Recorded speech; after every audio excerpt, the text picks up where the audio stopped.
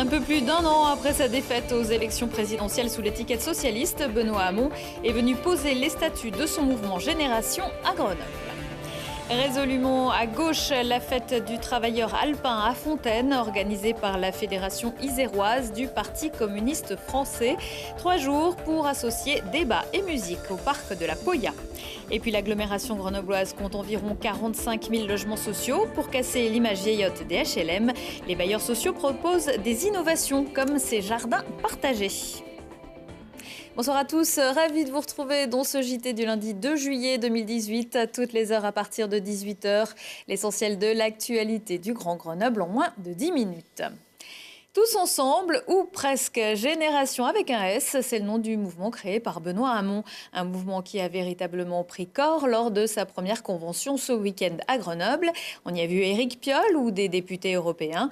Un temps annoncé, l'ancien ministre grec Yanis Varoufakis n'était pas présent. En revanche, le journaliste ex-chroniqueur dont n'est pas couché, Aymeric Caron, est monté à la tribune pour fustiger l'écologie molle. Mathias Araez. Un an tout pile après son départ du Parti socialiste, Benoît Hamon et les militants de son mouvement Génération étaient en convention nationale à Grenoble. L'objectif, structurer le parti en signant un manifeste et des statuts, mais aussi débattre de l'Europe, d'écologie et d'égalité. En tout cas, sur les différentes idées qu'on a eues, l'écologie, oui, toutes les forces vives de la gauche peuvent se retrouver dans Génération en tout cas. Je pense qu'on est à un tournant quand même où le mouvement de Macron, je le sens depuis le début, c'est un renouveau de la droite. Si l'on entend par la droite le libéralisme, voilà. Et je pense qu'aujourd'hui on a besoin d'un renouveau sur la gauche. À partir de ce week-end, c'était aussi ça le but de s'organiser pour pouvoir se lancer dans les différentes échéances électorales qui arrivent. Ils étaient quelques 1300 à avoir répondu à l'appel de l'ex-candidat socialiste à la présidentielle. Mais au fait, pourquoi Grenoble ? Parce que c'est le laboratoire de la gauche et de l'écologie. Dans des labos, parfois il y a des pipettes qui font, en tout cas des tubes à essai qui font des précipités de jolies couleurs. Des fois c'est plus, faut tâtonner, mais j'aime bien cette idée du laboratoire. Et surtout à Grenoble, on gagne quand on se rassemble. Donc voilà, c'est la raison pour laquelle j'ai vu Christophe Ferrari, j'ai vu Éric Piolle, j'ai été voir les communistes à la fête des travailleurs alpins et je continuerai à faire ce travail-là. Tout au long de sa convention, Benoît Hamon a pu compter sur la présence de députés européens. Il a également clamé sa vive opposition aux politiques d'Emmanuel Macron, notamment en matière d'immigration. Cet été, il prendra les routes de France pour parler écologie, avec en ligne de mire les élections européennes de 2019. Génération compte déjà un parlementaire, le député de la Loire, Régis Roynico, qui a quitté le Parti socialiste pour rejoindre Benoît Hamon. À gauche, Benoît Hamon l'a évoqué, c'était ce week-end aussi la fête du travailleur alpin, sorte de fête de l'UMA iséroise. Les deux sont d'ailleurs nés d'un journal. Depuis une trentaine d'années, c'est Fontaine qui s'y colle. On y vient pour les concerts du soir et les têtes d'affiche comme Massilia Sound System et Touré Kunda, mais aussi pour l'aspect militant. Mathias Araez. En 89 ans, la fête du travailleur alpin n'a pas pris une ride, ou presque. Le rassemblement militant de l'Isère tente depuis quelques années de rajeunir les rangs de ces sections grâce à des animations. Une fois encore, c'est l'onde associative Radio Coco qui tient l'antenne tout le long des festivités. On joue le côté vraiment radio proche du peuple, direct, qui a peur de rien, puisqu'on a mis en place beaucoup de jeux. Par exemple, on a le Qui veut gagner des canons, qui est une reprise alternative de Qui veut gagner des millions, parce qu'on n'est pas assez riche pour offrir plus qu'un canon à une personne. Et on est là pour mettre la bonne ambiance sur le festival. On a fait hier un grand concours de pistolets à eau sur tout le site pour rafraîchir les gens parce qu'il fait très chaud. De la chaleur, de la bonne ambiance et du partage, oui. Mais comment évoquer la fête du travailleur alpin sans parler politique ? En évitant de rentrer dans des débats idéologiques, la jeunesse communiste pense toutefois avoir encore de belles années devant elle. C'est un extrémiste, Macron et un certain nombre de libéraux qu'il représente, et ben ça crée exactement le contraire. C'est-à-dire que les jeunes vont encore plus s'engager parce que finalement on ressent tous ce besoin, cette nécessité de changer la société. Être étudiant aujourd'hui c'est synonyme de précarité. Moi je vis, mon salaire il me permet à peine de vivre de vivre, tu vois, tout simplement.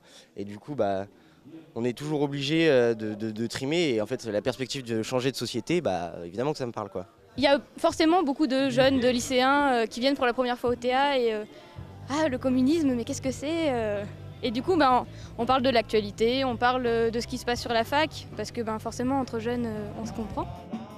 Des discussions entre deux concerts donc.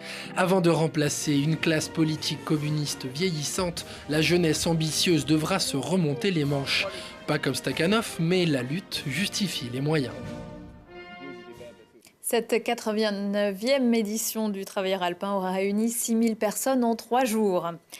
Les très fortes chaleurs enregistrées ce week-end, 36,8 dimanche à Saint-Martin-d'Air, sont propices à la baignade pour se rafraîchir un peu, mais prudence.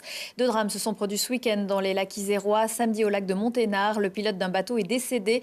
Il tractait un ami venu faire du wakeboard lorsqu'il est tombé à l'eau dans un virage serré. Son bateau lui est repassé dessus et l'hélice l'a mortellement touché à la tête. Yannick Amblard était âgé de 47 ans. Et puis dimanche, vers 20h, un jeune homme a été victime d'un arrêt cardiaque dans le lac de Laffré, assez loin des berges. Un médecin et un sapeur-pompier ont pu le sortir de l'eau et faire repartir son cœur. Transporté en urgence au service d'échauffage du CHU de Grenoble, le garçon de 21 ans est finalement décédé. La semaine nationale des HLM vient de s'achever. Il y a beaucoup été question des réformes et des contraintes mises en place par le gouvernement, mais aussi d'innovation, des thèmes qui concernent bien évidemment aussi les bailleurs sociaux isérois. Lina Badreddine. Le contexte est difficile depuis la loi de finances pour les bailleurs sociaux. Cette dernière prive le logement social d'un certain nombre de ses recettes. En Isère, entre la diminution de loyer et l'augmentation de la TVA, ce sont 42 millions d'euros qui ne pourront pas être investis dans l'habitat social selon l'OPAC 38. Mais cela n'empêche pas de rester positif. L'innovation, c'est quelque chose qui est dans la tradition des bailleurs sociaux et justement qui ont toujours porté cette tradition d'innovation. C'est encore plus important de le faire actuellement, à la fois de montrer qu'on ne se décourage pas et qu'on continue à avoir des actions extrêmement positives. Et puis sous contrainte, on est souvent aussi obligé d'innover pour trouver des solutions intéressantes et profitables à tous. Mercredi, ils étaient super contents les gamins. Parmi les innovations, ce jardin partagé à l'entrée de cet immeuble, il est accessible à tous les locataires. Dans ce petit espace, de nombreux produits ont été plantés. Un cassis, de la rhubarbe, de la sauge, de la salade, de la coriandre ou encore des blettes, mais pas seulement. On a mis des radis. Alors les radis, c'était génial parce que les radis ont été semés par un petit gamin, par un petit garçon, Lucas d'ailleurs, il s'appelle, qui habite dans la montée. Et c'est lui qui les a mangés. Je lui ai dit c'est normal, tu as semé tes radis, tu les manges. Une idée qui a donc bien germé pour laisser l'occasion à chacun de planter sa graine, mais surtout de la récolter. Et mardi dans le JT, suite de ces innovations dans le logement social avec le quartier Chamberton à Saint-Martin-d'Air. Le 4e Grenoble Street Art Fest, c'est fini pour cette année. Heureusement, les œuvres réalisées du 1er juin au 1er juillet, elles restent.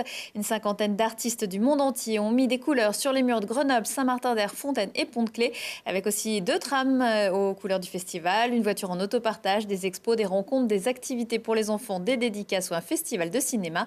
Pour patienter avant la prochaine édition, l'Office du tourisme de Grenoble propose toute l'année des circuits découvertes du street art. Pendant que l'Espagnol Kylian Jornet remportait le marathon du Mont Blanc, c'est un autre Kylian, l'Américain Kylian Brown, qui a lui remporté la Mountain of Hell dimanche à Venosque en moins de 30 minutes. Au départ du glacier des Deux Alpes, 692 dingos de glisse ont enfourché leur VTT pour un parcours de 25 km et 200 mètres de dénivelé positif. À l'heure où la réglementation sur les routes secondaires a été abaissée à 80 km/h, un des participants a même été chronométré à 127 km/h. Le glacier des Deux Alpes toujours à fond puisque c'est l'équipe de France de ski alpin qui vient s'y entraîner cette semaine avec Tessa Worley et ses copines. Et puis samedi, l'Alpe d'Huez accueillait pour la première fois le pendathlon, un défi éco-sportif organisé par le WWF France. Il s'agissait d'une course d'orientation par équipe de 3.